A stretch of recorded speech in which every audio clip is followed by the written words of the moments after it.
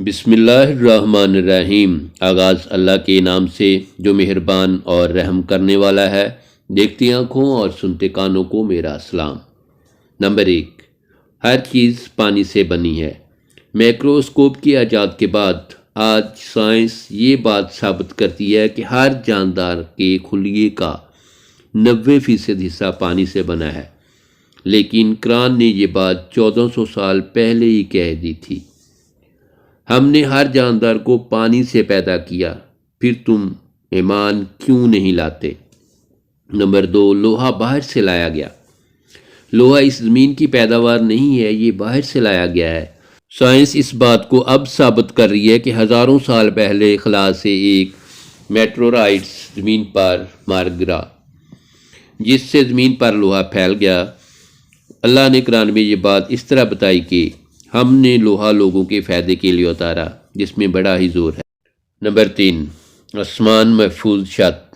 Science اس بات کو ثابت کر رہی ہے کہ آسمان ہمارے درجہ حرارت کو کنٹرول کرتا ہے۔ سورج کی ایسی شعاعیں جو زمین کے لیے نقصان دہ ہیں، آسمان پر موجود لیئر ایسی موجود نقصان دہ شعاؤں کو روک لیتی ہے۔ جبکہ قرآن میں اللہ تعالیٰ ارشاد فرماتے ہیں، اور ہم نے آسمان کو ایک محفوظ چھت بنا دیا، مگر یہ اس کی نشانیوں کی طرف توجہ نہیں کرتے۔ نمبر 4، پہاڑ زمین پر میخیں ہیں۔ یہ پہاڑ زمین کو ایک جگہ جمائے ہوئے ہیں، اگر یہ نہ ہو تو زمین ادھر ادھر ڈولنے لگے۔ اس کی جڑیں زمین میں ہماری سوچ سے زیادہ گہری ہیں۔ اللہ تعالیٰ ارشاد فرماتا ہے، کیا یہ واقعہ نہیں کہ ہم نے زمین کو فرش بنایا اور پہاڑوں کو میخوں کی طرح گاڑ دیا؟ نمبر 5، کائنات بڑھ رہی ہے۔ کائنات مستقل بڑھ رہی ہے۔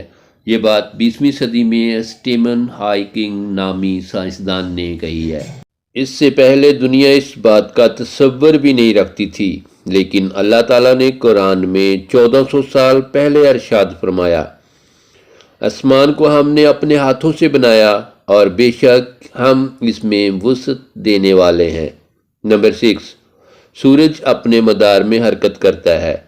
19ویں صدی تک دنیا اس بات کو مانتی تھی کہ یہ سورج ایک جگہ پر رکا ہوا ہے، جبکہ سیارے اور زمین اس کے گرد گردش کرتے ہیں، لیکن یہ تھیوری غلط ثابت ہوئی۔ اب سائنس کہتی ہے کہ سورج بھی اپنے مدار میں گردش کر رہا ہے، اور یہ بات قرآن نے پہلے ہی بتا دی۔